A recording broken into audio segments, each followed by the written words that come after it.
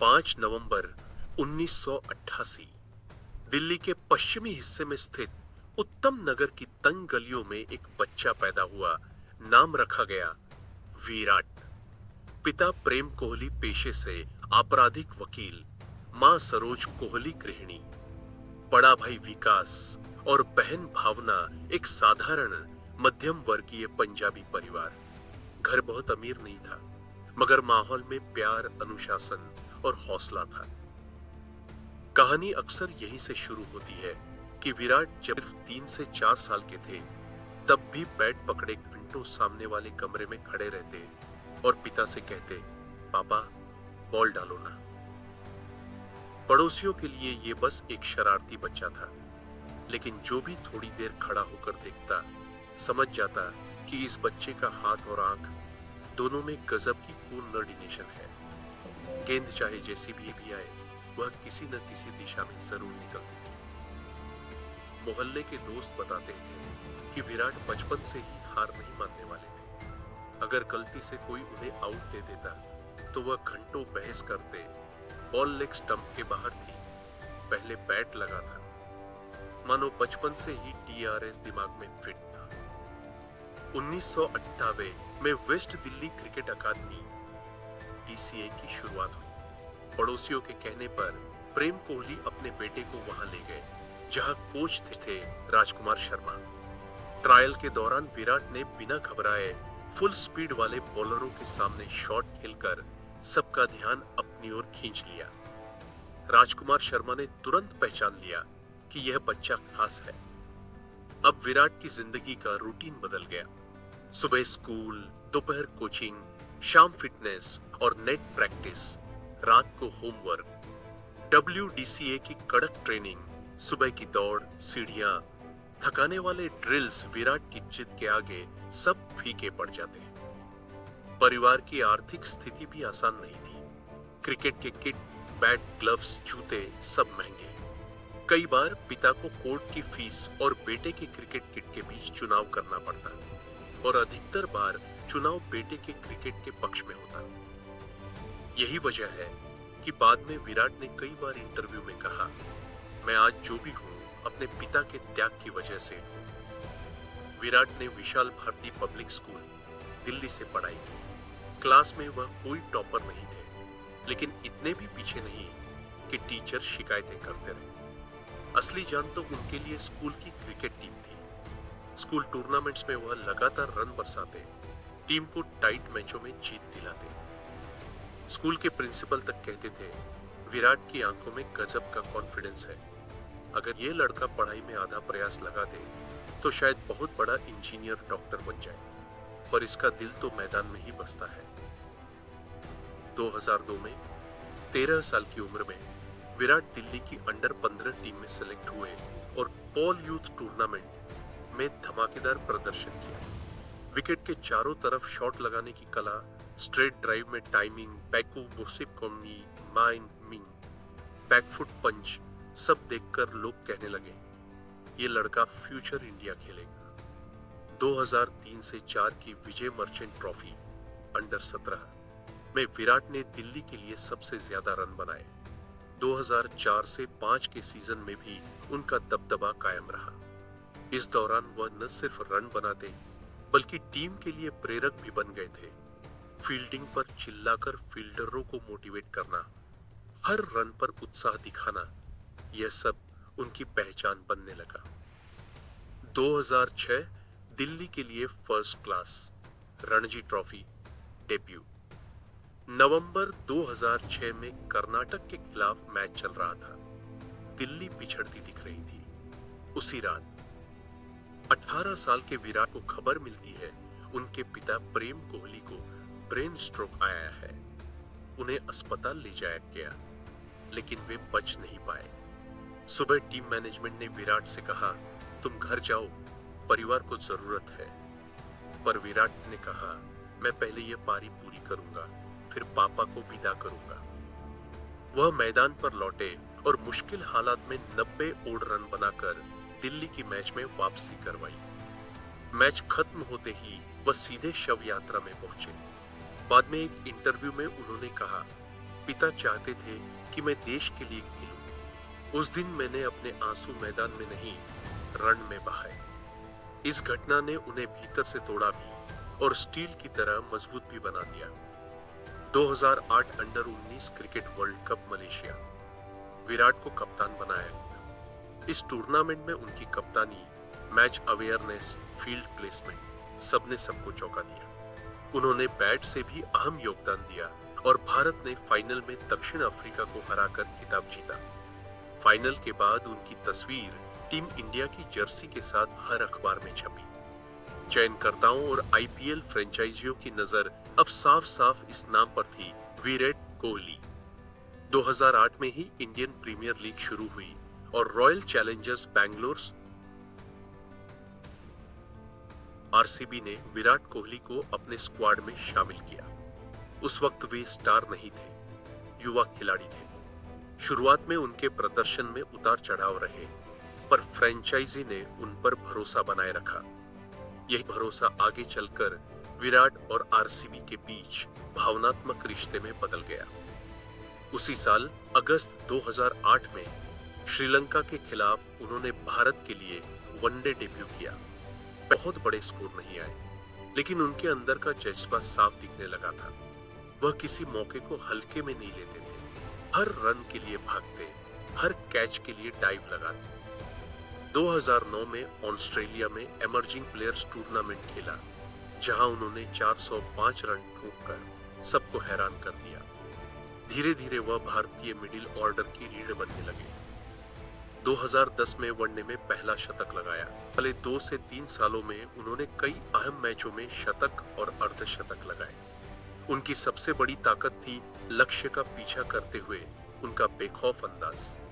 वह फील्डर के ऊपर से छक्का मारने से नहीं डरते, नॉन स्ट्राइकर एंड से भी रनिंग में साथी पर दबाव नहीं छोड़ते।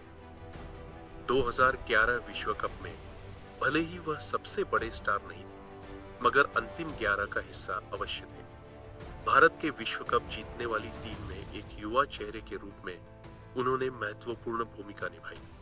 2012 के एशिया कप में पाकिस्तान के खिलाफ विराट की 183 रन की इनिंग आज भी क्रिकेट इतिहास के सबसे बड़े चीजों में गिनी जाती है। उस मैच में 330 प्लस लक्ष्य का पीछा करते हुए उन्होंने पाकिस्तानी धज्जियां उड़ा दी। इसके बाद वनडे हो, टेस्ट हो या T20, विराट के बल्ले से रन का फव्वारा रुकने का नाम नहीं लेता।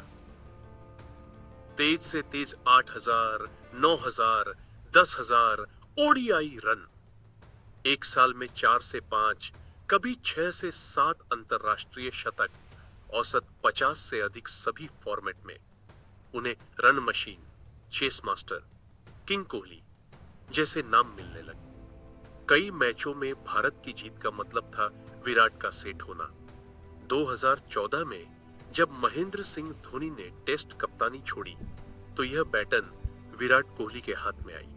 2017 में वह वनडे और T20 दोनों के भी कप्तान बन गए। कप्तान के रूप में उन्होंने भारतीय टीम में कई नए आयाम जोड़े। फिटनेस पर जबरदस्त जोर, यो-यो टेस्ट, जंक फूड पर कंट्रोल, जिम कल्चर, फील्डिंग को प्रायोरिटी स्लिप में खुद खड़े होना, इनर सर्कल में आक्रामक सेटिंग, युवा तेज गेंदबाजों पर भरोसा। शमी, सिराज जैसे बॉलर विश्व स्तरीय बनकर उभरे। उनकी कप्तानी में भारत ने ऑस्ट्रेलिया में पहली टेस्ट सीरीज जीती। 2018 से 19 घर और बाहर अनेक सीरीज जीती। टेस्ट रैंकिंग में नंबर 1 स्थान लंबे समय तक बनाए रखा। एक समय ऐसा भी था जब क्रिकेटर मैदान पर अच्छे होते थे, पर फिटनेस में फुटबॉलर या एथलीटों से तुलना नहीं की जाती थी। विराट ने यह तस्वीर बदल दी। 2012 के बाद उन्होंने खुद की डाइट, पूरी कोल्ड ड्रिंक, फास्ट फूड को अलविदा, प्रोटीन रिच डाइट, स्मूथी, सलाद, कंट्रोल्ड कार्ब्स, नियमित जिम, कार्डियो, शक्ति प्रशिक्षण, मोबिलिटी वर्क, उन्होंने खुद को एक एथलेटिक क्रिकेटर में बदला। आज भारतीय टीम में कोई भी खिलाड़ी यो-यो टेस्ट पास किए बिना टिक नहीं सकता। यह संस्कृति विराट की देन है। उनकी फिटनेस ने उन्हें लंबे समय तक लगातार खेलने और रन बनाने की क्षमता दी। जो उनकी महानता का बड़ा कारण है। 2013 एक टीवी एड के सेट पर विराट की मुलाकात बॉलीवुड स्टार अनुष्का शर्मा 2000 से हुई। शुरुआत में दोनों के बीच एक सामान्य दोस्ती थी, जो धीरे धीरे रिश्ते में बदल गई। मीडिया ने दोनों को मिलाकर विरुष्का नाम दे दिया। उनके रिश्ते पर काफी निगाहें रही। जब विराट आउट ऑफ फॉर्म होते तो कुछ लोग अनुष्का को गलत तरह से टारगेट करते। सोशल मीडिया पर ट्रोलिंग भी हुई, पर दोनों ने समय के साथ इन सबको संभाला। दिसंबर 2017 में इटली के टस्कनी में बेहद प्राइवेट तरीके से दोनों ने शादी कर ली। कुछ रिश्तेदार, करीबी दोस्त और बाद में भारत लौटकर बड़े रिसेप्शन। शादी के बाद विराट ने ओपनली कहा, अनुष्का ने मुझे बेहतर इंसान बनाया है। जनवरी 2021 में बेटी वामिका के जन्म ने विराट को नई पहचान दी पिता की। 2024 में बेटे के आने के बाद उन्होंने सार्वजनिक रूप से कहा कि परिवार अब उनके जीवन का सबसे बड़ा सहारा और प्रेरणा है। 2019 विश्व कप के बाद से 2020 से 21 के बीच विराट का फॉर्म पहले जैसा नहीं रहा। लगभग 3 साल तक कोई अंतर्राष्ट्रीय शतक नहीं आया। आलोचकों ने कहना शुरू किया, किंग कोहली का दौर खत्म। इसी समय कप्तानी को लेकर भी हलचल हुई। T20 कप्तानी छोड़ने की घोषणा उन्होंने खुद की, लेकिन बाद में वनडे कप्तानी भी उनसे ले ली। प्रेस कॉन्फ्रेंसों में बयान, बीसीसीआई अधिकारियों की अलग बात। सोशल मीडिया पर विवाद, इस सब ने माहौल गरमाए रखा। अंततः उन्होंने सभी फॉर्मेट की कप्तानी छोड़ दी और फिर से सिर्फ बैटिंग पर ध्यान केंद्रित किया। लेकिन विराट की कहानी कभी सिर्फ गिरावट पर खत्म नहीं हो सकती थी। 2022 T20 विश्व कप में पाकिस्तान के खिलाफ मेलबर्न में खेले गए मैच में 160 प्लस की चेज में भारत मुश्किल में था। विराट ने नाबाद 82 रन बनाकर अकेले दम पर मैच पलट दिया। हारती बाजी जीत में बदली और पूरा मेलबर्न कोहली कोहली चिल्लाता रहा। इसे T20 इतिहास की सबसे महान पारियों में गिना जाता है। 2023 ओडीआई विश्व कप में उन्होंने सबसे ज्यादा रन बनाए, कई शतक जड़े और ओडीआई में शतकों का सर्वाधिक रिकॉर्ड अपने नाम और आगे बढ़ाया। हालांकि फाइनल में भारत हार गया, लेकिन कोहली एक बार फिर दुनिया के सर्वश्रेष्ठ बल्लेबाज के रूप में सामने आए। 2024 से 25 में उन्होंने T20I से संन्यास लिया और 2025 की चैंपियंस ट्रॉफी में भारत के लिए एक और निर्णायक शतक लगाया। ओडीआई रन टैली को 14,000 प्लस के पार पहुंचाया, वह भी सबसे तेज। इसके बाद उन्होंने ऐलान किया कि आने वाली बॉर्डर गावस्कर ट्रॉफी उनकी अंतिम टेस्ट सीरीज होगी, यानी टेस्ट क्रिकेट से विदाई की तैयारी। विराट सिर्फ क्रिकेटर नहीं, एक बड़ा ग्लोबल ब्रांड भी है। उनका अपना fashion lifestyle brand one art, कई फिटनेस सेंटर और जिम चेन में पार्टनर, कई स्टार्टअप कंपनियों में निवेश। सोशल मीडिया पर करोड़ों followers, Instagram, x, Twitter, Facebook उन्हें दुनिया के सबसे ज्यादा फॉलो किए जाने वाले खिलाड़ियों में शामिल करते हैं। वह अक्सर फिटनेस टिप्स, मोटिवेशनल मैसेज और परिवार की झलकियां साझा करते हैं।